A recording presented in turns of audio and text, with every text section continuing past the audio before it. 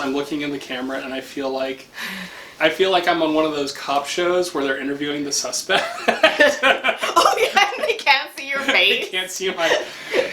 How did you know Tommy? How did you know Tommy? We found him in a dumpster downtown. I don't know nothing. I look like a monster with this shirt. Well, I didn't even check my makeup or anything or my hair. I just am here. I'm gonna hold this diaper. Like, since we know the framing's good, do you even want to have the screen facing you? Like, I know you don't like seeing yourself on camera. Yeah, it distracts me and it F's me up, so it's worse. No, because what if the battery malfunctions? I need to see that. I need to know. Can we turn it away so I can see it, but you can't? No. Damn it. No, because we're facing the same direction. Not like twist it out a little bit. Like, twist it back.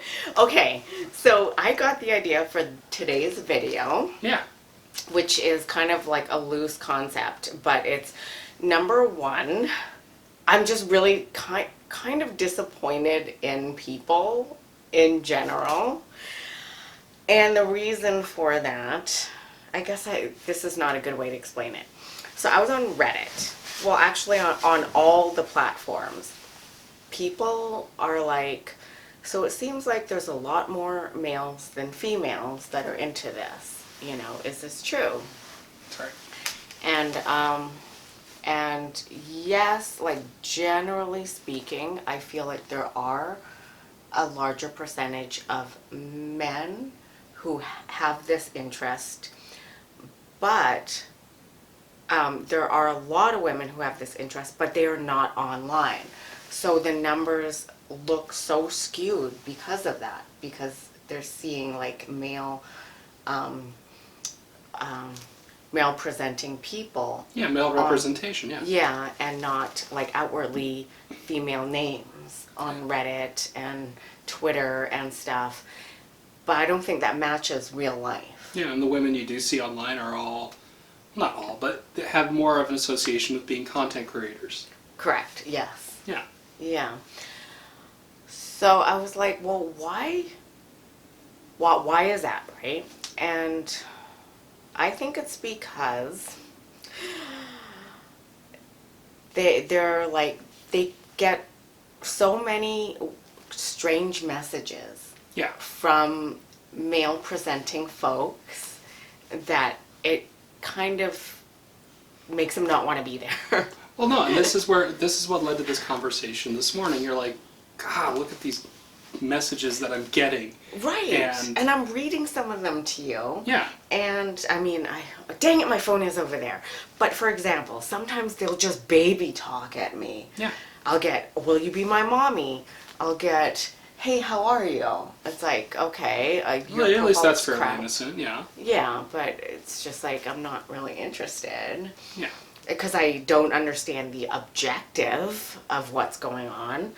Oh, yeah. No, I was going to say, like, I don't want to get us too off track, but, yeah, you know, not understanding the objective.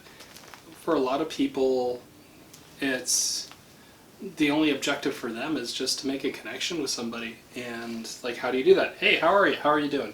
It's, obviously there are better ways of doing it. Yeah. But there's also a lot worse ways of doing it, which is what started this conversation. Exactly. Yeah. Yeah, like there's a lot of not acceptable messages if you were to say those exact same words to a person in front of you at a meetup place or bar or even an ABDL convention. Yeah. Think about, you know, and we talked about this. I think this video is not going to reach the person who is sending these messages. They're going to send it because they're, for lack of a better word, clueless. They don't know any better. And they're probably not the type of person to educate themselves to do better. But it's just for everyone else who is watching this, you know, who is trying to make an honest attempt. Think how you'd approach somebody in real life. How would you want to be approached? Mm-hmm. Well, I guess everyone would want to be approached kind of differently. Yeah. For who they are. Exactly.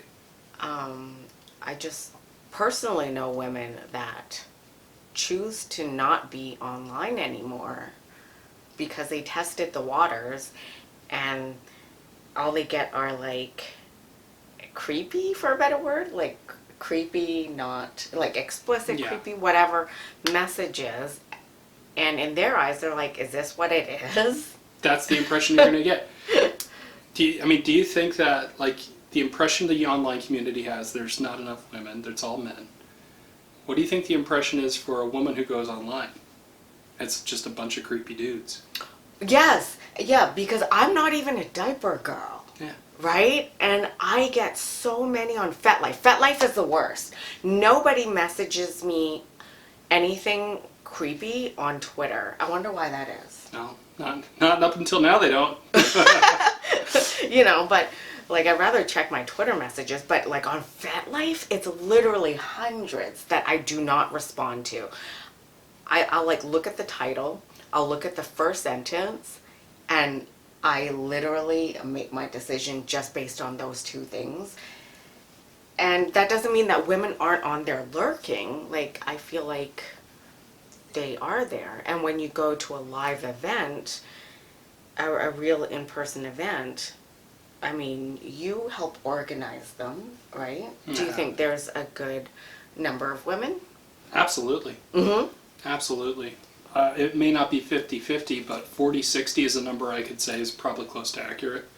Yeah, yeah. And you've been to my events, right? Yep. Oh, I'd say it's about the same. yeah, 60-40. Yeah. And I've been to other events where there's more women than men. Yeah. And I feel like the women will come out when they see other women are coming out, and they have to feel safe. Yeah. I think safety is my first priority, and most women's first priority. How do you think an organizer or a host can go about making a space safe for somebody to attend? Good question. I don't know, especially if it's in a private place. I think I'll look at the location first and see, oh, it's a public place, there'll be other people there. Even if it's at a reputable dungeon that they're renting out, then that already adds a layer of safety. Yeah. And seeing who the hosts are, like I'll click on their profile, I'll see what they post, how they engage with others, if they're, making good decisions. Maybe Google their scene name or something like that, see if there's any posts on Twitter or drama surrounding it. Yeah. And I know this is like making assumptions, but if they are a bigger name in the community, not based on followers, but just seeing like, oh, they organize stuff at Capcom too, so they have a good understanding of what might happen. I think that's good. I think that's important. But yeah, some of those messages, let's hear them. There's one that's literally just baby talk, and I can't understand. I feel bad saying them out loud.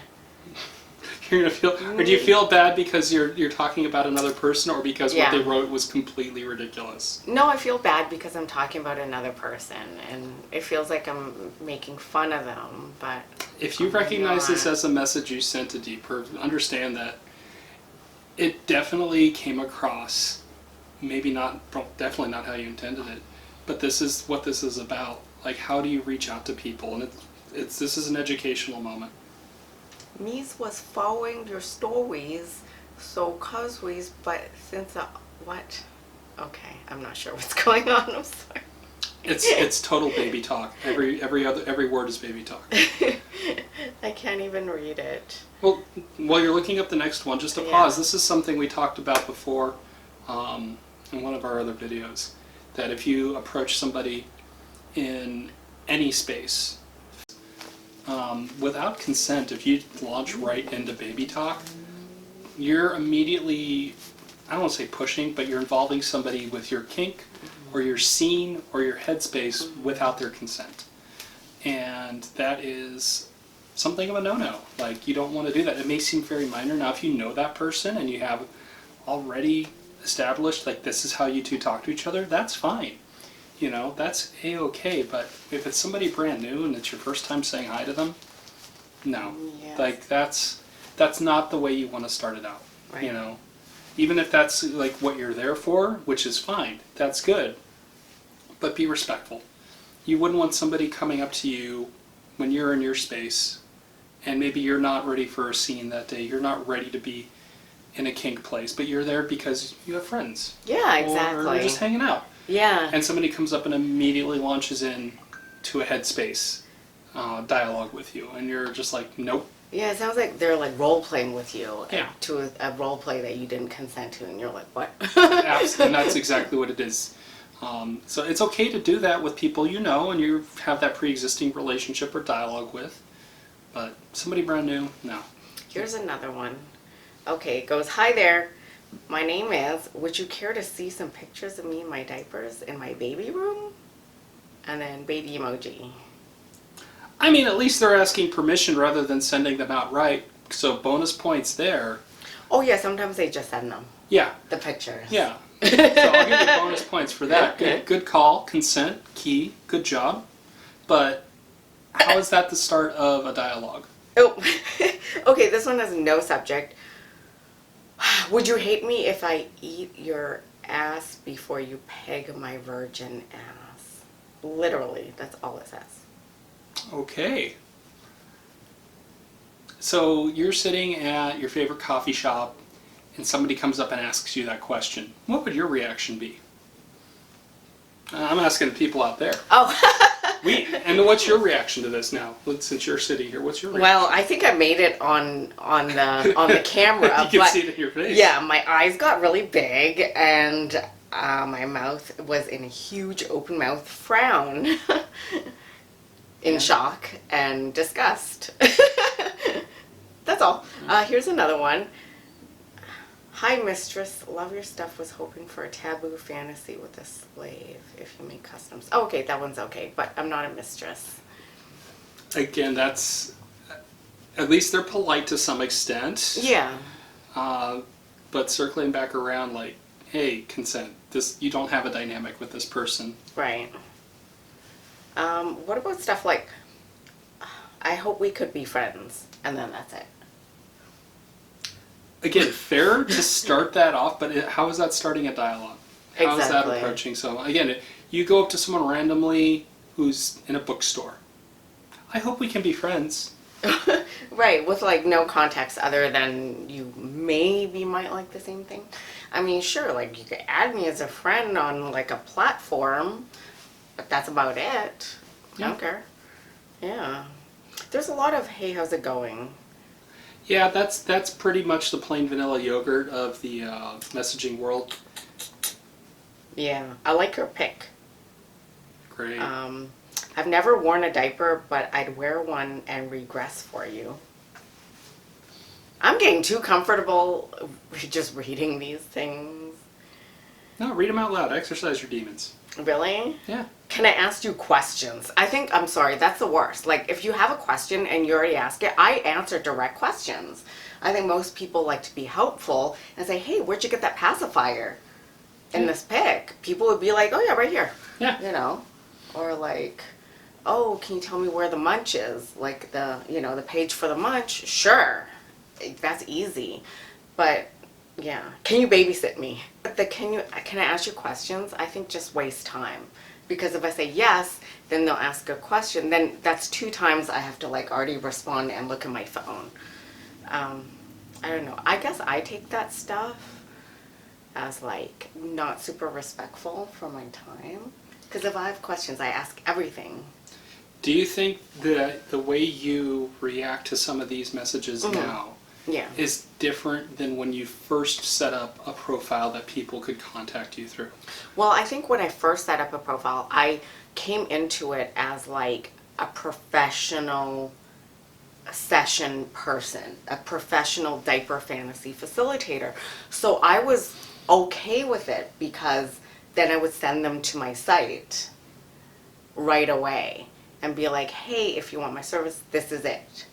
But now that I'm lifestyle, this is my own personal time. I'm not getting anything out of it. So it's different. So my mind completely switched from like, hey, it's professional, so I'm gonna give you a little bit more customer service. It wasn't freaking great. I mean, still, it was like, hey, be direct, you know, here's the way to book a session with me. And if they're just like goofing around trying to waste your time, then I don't have time for that. Now it feels like there's way more time wasters because I'm not doing anything professional. So everyone's freaking wasting my time. Well, no, that's actually a really cool observation. Do you think that's why you see, in terms of female representation, or representation of women in kink spaces, that the ones who are better represented are the content creators, because it is professional to them? Yes. Yes. Because they have to, you know, have some level of like customer service and being nice to anyone. Whereas like, once I became totally lifestyle, I was like, F all this stuff. I don't need to put up with anything. And I put up with it for so many years that I think I had, like, that's why I'm just like so anti a lot of things right now. So a lot of those messages that people are sending you, Yeah. do you think that maybe I don't want to say they're conditioned to send it, but they don't think of the effects it has on the person receiving it because they're accustomed to the service they've got from content creators or others?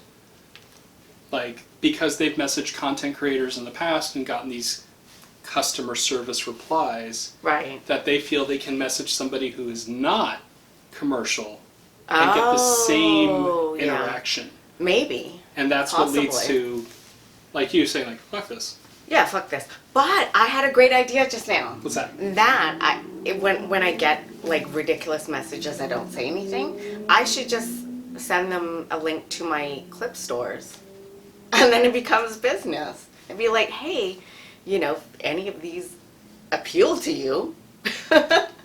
That's not, I mean, for you, that's actually a perfectly valid way of handling it. Yeah. If it's going to be, if you want my customer service voice, you get my business.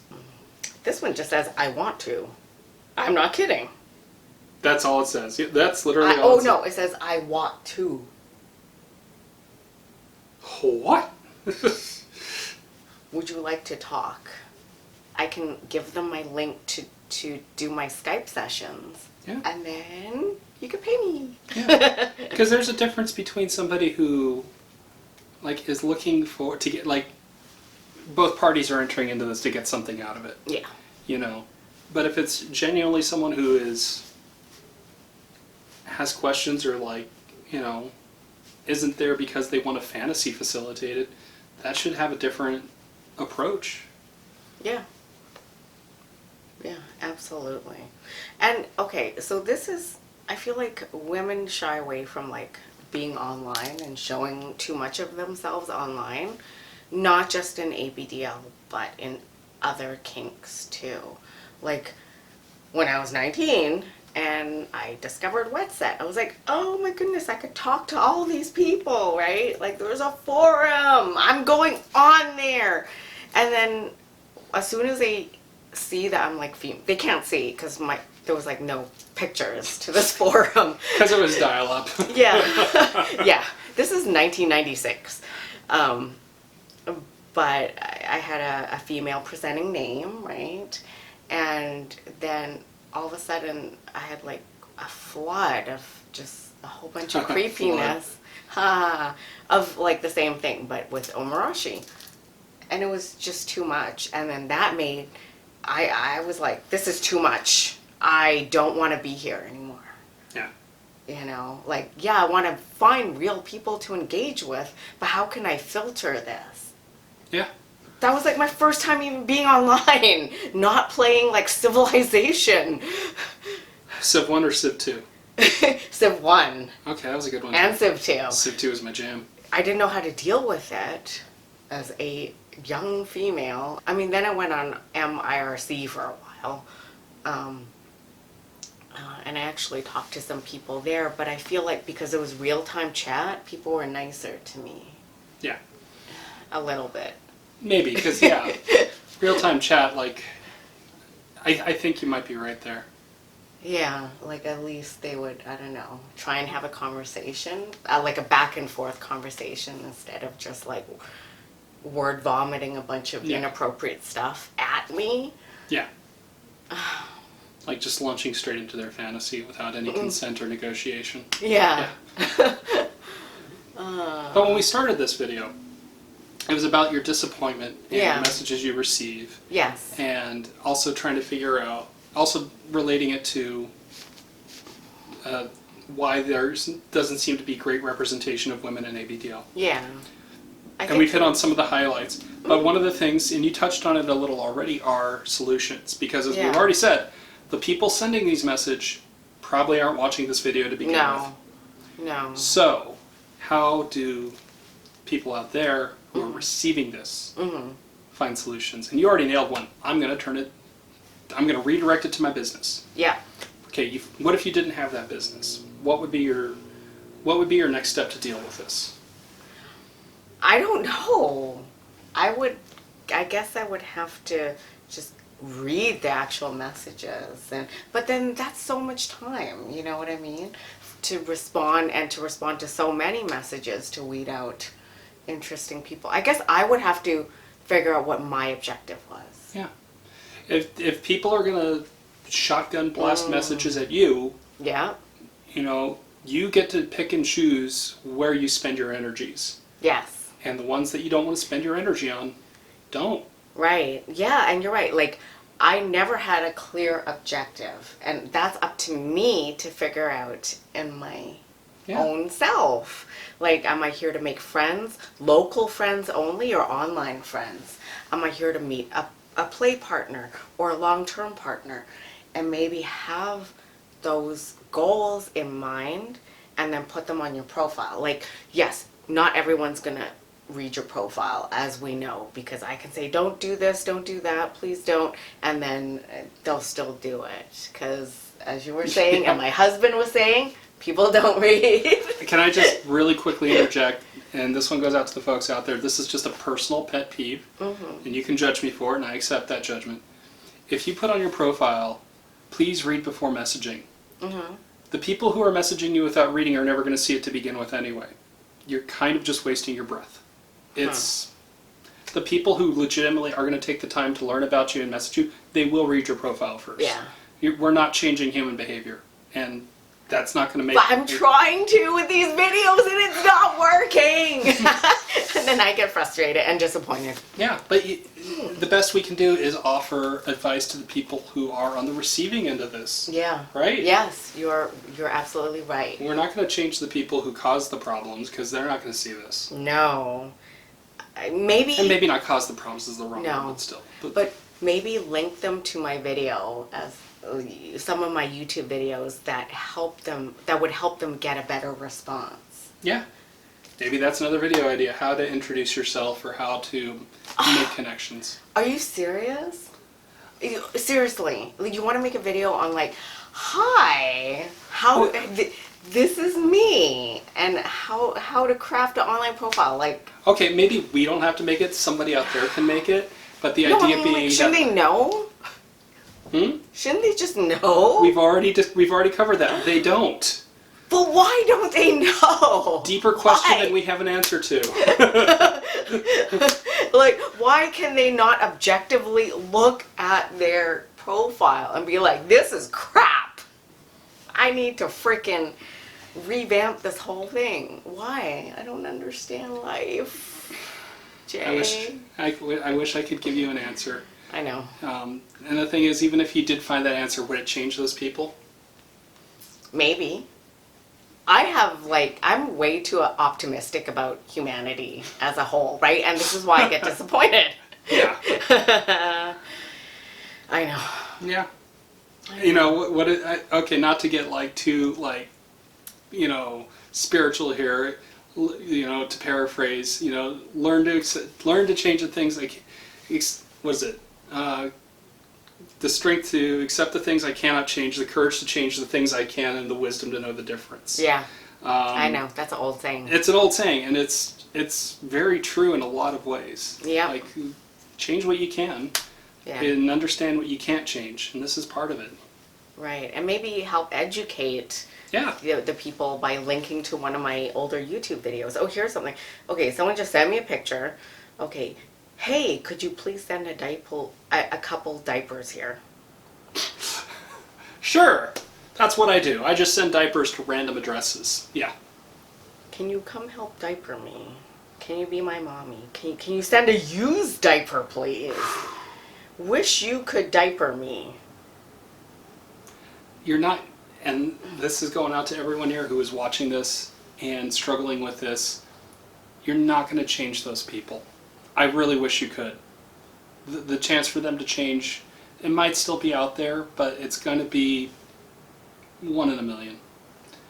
You need to understand what your role is, which is like, I can't engage with this person or I don't want to. Yeah. Don't encourage it, I feel like, you know. Where... You can fire off a letter, you can have a form letter copy and paste ready to go, and more power to you. Maybe that will hit that 1 in a million mark.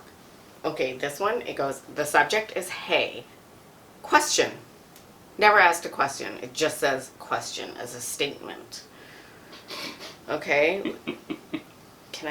How can I be in your videos? Can you, different people, could you please send a couple nappies? I don't know. I mean, how do you, like, this is clearly stressful for you, like we already talked about. No, I think it's just hilarious because I think it correlates into other people on these platforms saying there's no women here. Yeah. And that's why. Like these messages don't stress me out because I don't look at them. Like to me they're nothing. I don't spend my time or energy replying to them. But I think because these people are messaging other women online, like copying and pasting them, that you know, if I left the Omarashi wet set boards because it's too much, I know other women leave the online space, you know, as a female presenting persons in all fetishes. And I don't want that to happen. I want them to feel comfortable and safe.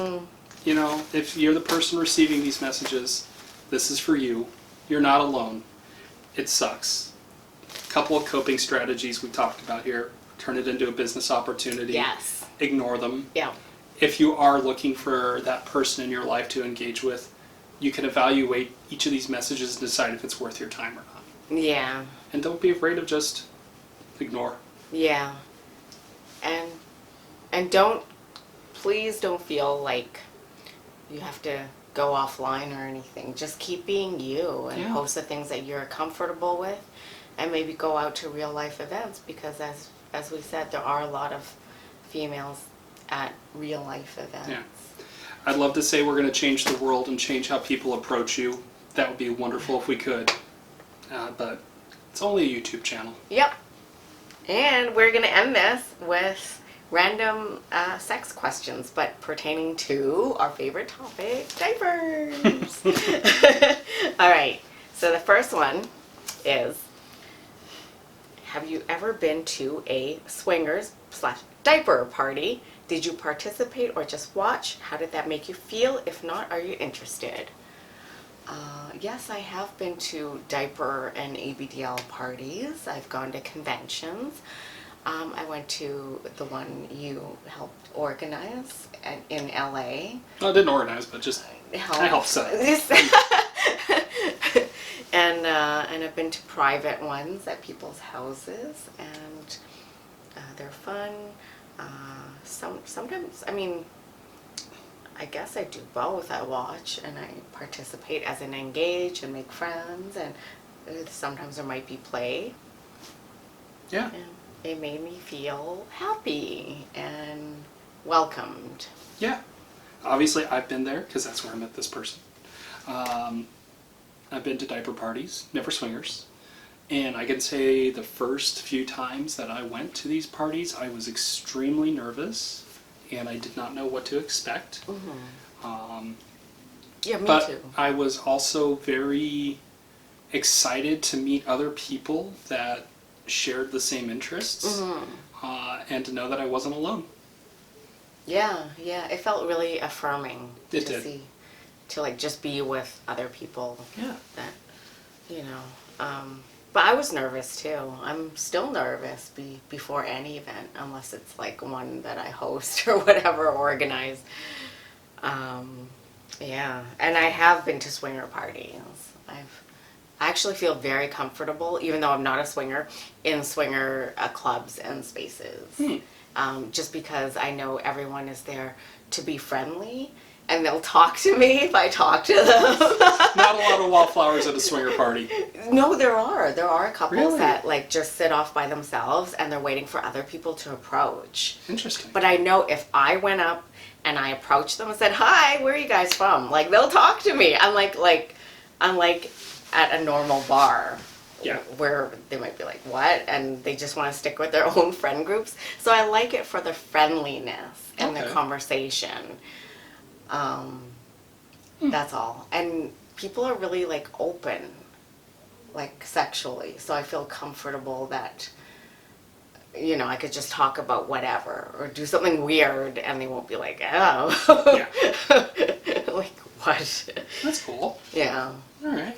Yeah. I think you would too if, yeah. I mean, I don't think that's my scene, Yeah. but the social aspect I get. That's always appealing. Yeah, it's just fun to make friends. Yeah. Even hubby feels that way. Like he'll go and he'll like smoke with a bunch of people and just start joking around, but we're not swingers. We're just hanging out because it's our friend's birthday at the swinger club. Yeah. Oh, that's hilarious. And he'll be like, "That was so much fun." Oh, Oh, man. okay. So second question. Okay. When did you lose your diaper virginity? To whom and where? Well, if we're talking diaper virginity, like the first time I had a diaper was solo as a probably teenager, but with another person. Whew. That's a good question. Probably a partner I had sometime after I'd been in the community, but I really hadn't met a partner there, and I met a partner outside of the community, and I explained what ABDL was, and they were okay with it, and so we integrated that a little bit into our dynamic. Man, gosh, I couldn't even tell you exactly when that was, but Yeah. maybe 10 years ago now. Oh, okay, cool. Yeah. Okay. Yeah. And where?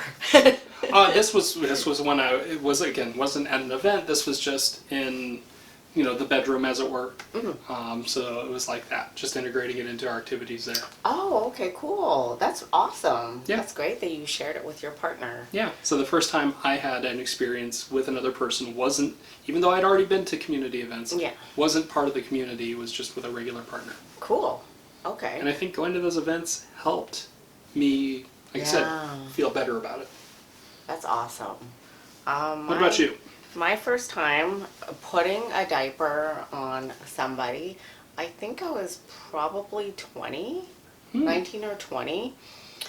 And I met someone local. I can't remember where I met him. I know this person still follows me, like on my socials and stuff, so maybe he can chime in. But it was in Vancouver, and it was in the in my parents' basement because I had the basement suite, and he brought a diaper and I diapered him, and he wet it, and that was it.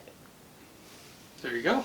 That's how it started. It was pretty anticlimactic. That was like literally it. Nothing crazy happened because I knew I had an interest in it, but that was my first time doing it, and we were both pretty inexperienced, you Yeah. know, so that was it. Yeah, Yep.